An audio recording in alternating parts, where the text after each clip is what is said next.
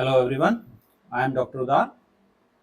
इसमें पढ़ लिया था कि necessary condition for convergence of A series, infinite series, और उससे पहले हमने ज्योमेट्रिक सीरीज पढ़ लिया और पी सीरीज टेस्ट भी पढ़ लिया हमने। यहाँ तक हम पढ़ चुके हैं। अब जो है आज जो है हम फर्स्ट कंपैरिजन टेस्ट पढ़ेंगे। तो हम आते हैं यहाँ पे फर्स्ट कंपैरिजन टेस्ट। ये बहुत ही important, one of the important test है।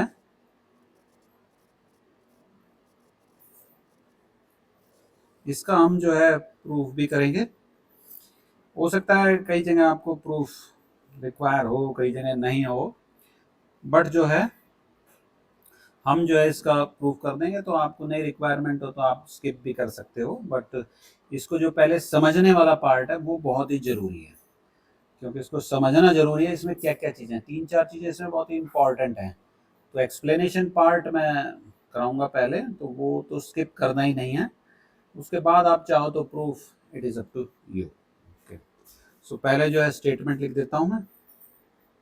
सो लेट सिग्मा यू एन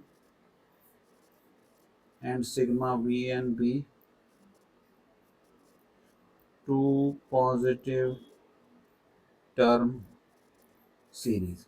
यहाँ पे मैंने लिख दिया पॉजिटिव टर्म सीरीज, नहीं भी लिखता तो मैंने पहले बता चुका हूँ कि now we are in the positive term series such that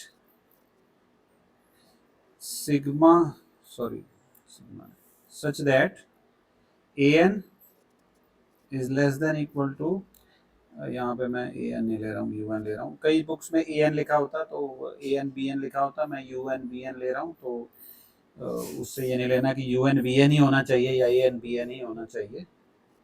you n is less than equal to k times v n for all n greater than equal to n. अब ये क्या क्या चीज़ें हैं मैं अभी बताता हूँ क्या है। Where k is some positive number and m is some positive integer, then means अगर ऊपर की कंडीशन सेटिस्फाई हो रही है, that is u n is less than equal to k times v n for all n greater than equal to m, then what happens, then if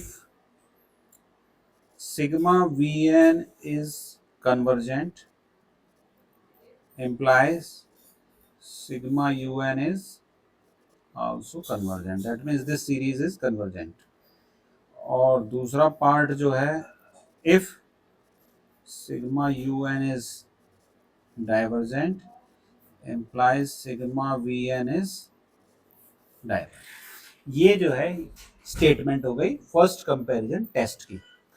अब इसको थोड़ा सा समझ लेते हैं, क्योंकि समझना इसमें बहुत ज़रूरी है कि क्या क्या चीज़ें हमारी गिवन है और क्या चीज़ें रह गई हैं, मतलब जो इसके परव्यू में नहीं आती।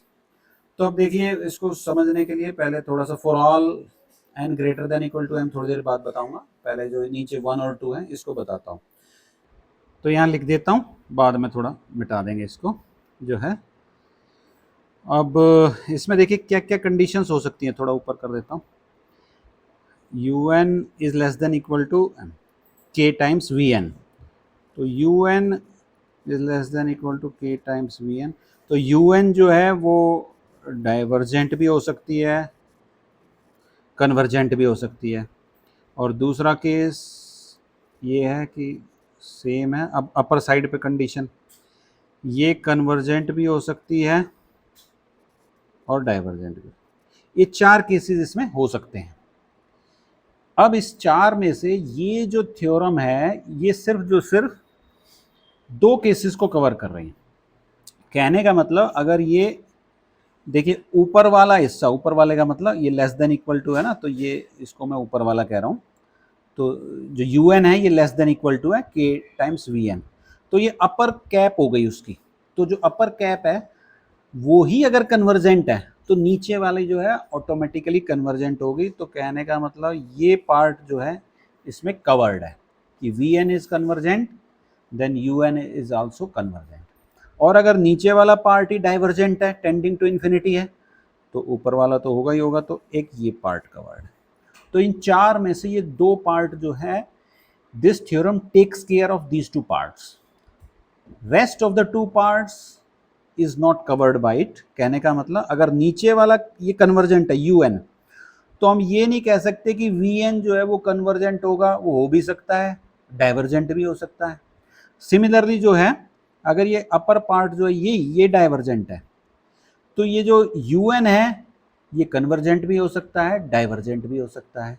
तो उन केसेस में हम कुछ नहीं कंक्लूड कर सकते। लेकिन अगर ये ऊपर वाले दो केसेस जो मैंने टिक लगाए ये हैं, तो इस केसेस में हम कंक्लूसिवली कंक्लूड कर सकते हैं कि क्या रिजल्ट होगा। तो सबसे पहली चीज़ तो ये समझने की थी, ठीक है। अब आते हैं दूसरी चीज़, जो के वाली चीज़ जो मैंने कहा था कि अभी थोड़ी देर बाद बताऊंगा।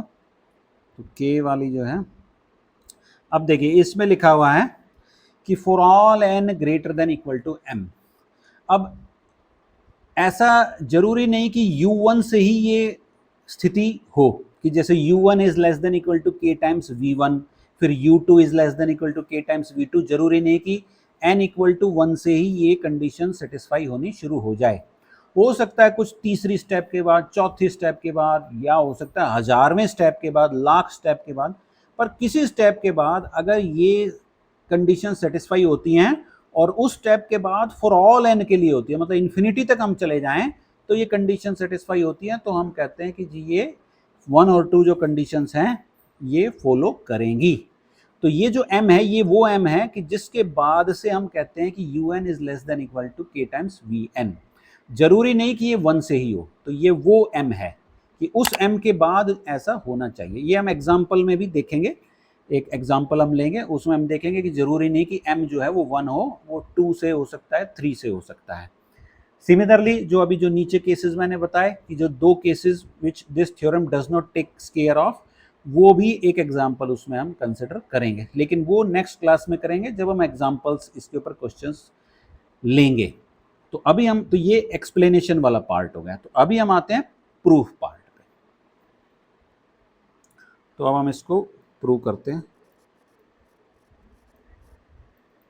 प्रूफ, तो मान लिया जो है अभी हम sequence of partial sums consider करता हूं मैं। तो जो सिग्मा यू एन है इसकी जो सीक्वेंस ऑफ पार्शियल सम्स है वो मैं एस एन ले लेता हूं, और सिग्मा वी एन जो है इसकी जो है सीक्वेंस ऑफ पार्शियल सम्स वो मैं टी एन ले लेता हूं। अब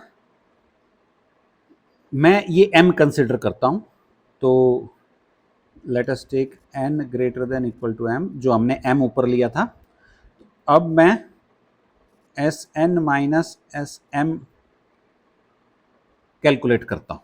तो एस एन क्या है, ये हमारा है u1 u2 so on up to, ये n जो है m से ग्रेटर देन इक्वल टू है, तो बीच में कहीं पे um आएगा, फिर um प्लस 1 आएगा, और करते हुए ये जाएगा un तक, माइनस u1 से लेके और um तक यहाँ आ जाएगा। तो अब ये जो u1 से um तक के कैंसिल हो जाएंगे, और जो है हमारे पास बच जाएगा um प्लस 1 से लेके un तक। अब सिमिलरली tn माइनस tm भी इसी टाइप से होगा, वो अभी थोड़ा सा नीचे डिस्कस करेंगे। तो अब देखो um, ये कंडीशन इस्तेमाल करता हूं मैं, un is less than equal to k times vn। तो कहने का मतलब, तो जो ये um प्लस 1 है it would be less than equal to k times vm plus 1, और इसी तरीके से करते हुए un जो है it would be less than equal to k times vn। तो ये सारे के सारे k times vm plus 1 so on up to k times vn, क्योंकि ये सारे उससे लेस देन है, तो मैं इसकी जगह ये सब्स्टिट्यूट कर सकता हूँ।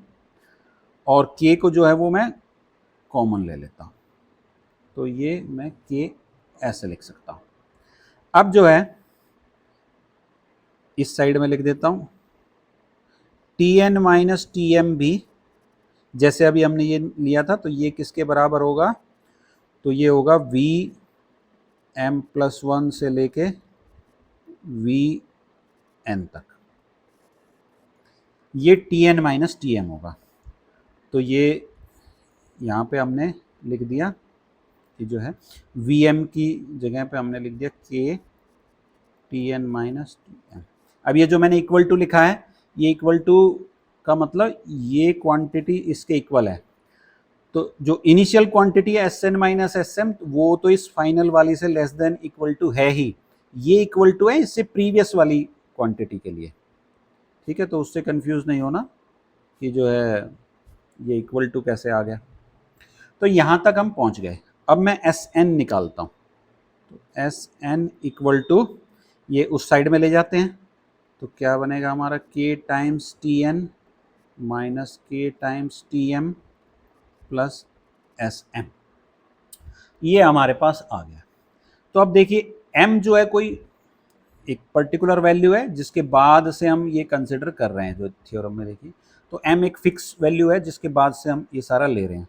तो यहाँ पे हमारा क्या हो गया, m जो है फिक्स हो गया, तो m फिक्स है, तो S वहाँ तक सम करें हम उस m तक, तो एक फिक्स क्वांटिटी हो गई। सिमिलरली Tm जो है वो भी एक फिक्स क्वांटिटी हो गई, k ऑलरेडी एक फिक्स्ड है, तो कहने का मतलब ये जो लास्ट वाला है क्वांटिटी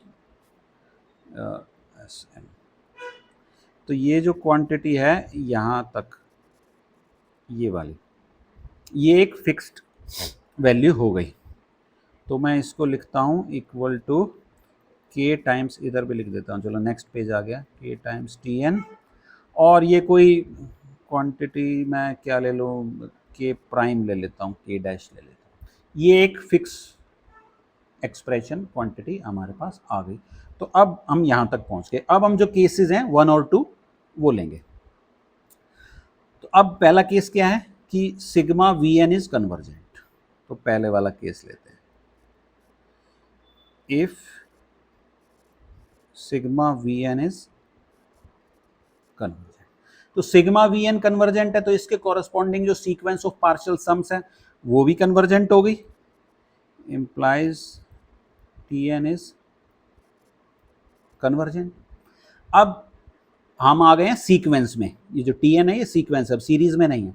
तो यहाँ पे हम वो जो पहले हमने सीक्वेंस में पढ़ा था मोनोटोनिकली इंक्रीजिंग बाउंडेड अबोव जो है कब कन्वर्जेंट होती है, तो Tn जो है वो मोनोटोनिक है क्योंकि हम पॉजिटिव टर्म सीरीज में पहले पढ़ चुके हैं। तो अब ये कन्वर्जेंट है, तो रिजल्ट क्या था कि monotonically increasing sequence is convergent if and only if it is bounded above. तो ये हमारी मोनोटोनिक भी है, कन्वर्जेंट भी है, तो इसका मतलब ये बाउंडेड अबव होगी। तो बाउंडेड अबव का क्या कंडीशन थी, इम्प्लाइज Tn इज, लिख देता हूँ पहले, bounded above implies Tn is less than equal to सम, क्या नंबर लें, चलो t ले लेते हैं, t से रिलेट हो रहा है तो स्मॉल t ले लेते हैं। Tn is less than equal to small t for all n belonging to m। यहाँ पे m की वो नहीं है क्योंकि यहाँ पे whole Tn is convergent, whole Tn is convergent मतलब ये फॉर ऑल n होगा, तो m n greater than equal to m पे भी वैलिड होगा और शुरू से भी वैलिड होगा, तो ये फॉर ऑल आ गया हमारा जो है। अब यहाँ से आते हैं, यहाँ का मतलब मैं इसको नंबरिंग दे देता हूँ, कोई नंबरिंग दे देता हूँ 1, तो 1 से आते हैं,